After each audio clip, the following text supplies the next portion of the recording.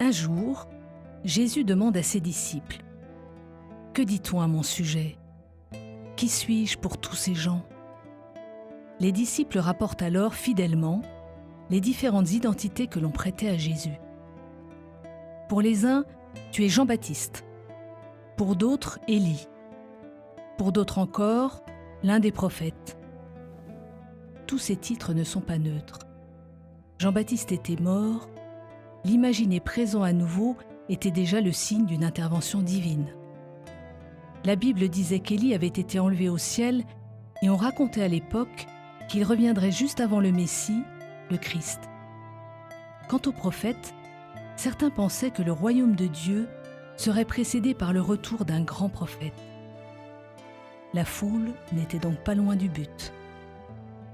Mais Jésus insiste. « Mais vous, qu'est-ce que vous dites ? Pour vous, qui suis-je » Et la réponse de Pierre fuse. « Tu es le Christ, le Fils du Dieu vivant. »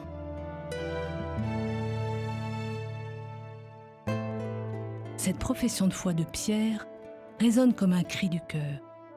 Elle dit toute la foi qui habite les apôtres, parfois même sans qu'ils le sachent vraiment consciemment. D'ailleurs, Jésus répond à peu près : « Bravo Pierre, mais tu n'as pas trouvé ça tout seul. C'est Dieu lui-même qui t'a soufflé ces paroles. » Le Christ, en effet, ou le Messie, c'est le même mot, c'était le retour inespéré et tant attendu du roi. Le retour de David et de Salomon. Le retour de l'abondance, de la liberté et de la fierté d'appartenir au peuple élu. Mais après l'arrestation, le procès, la mise en croix et la mort de Jésus, que restait-il de cette grande espérance ?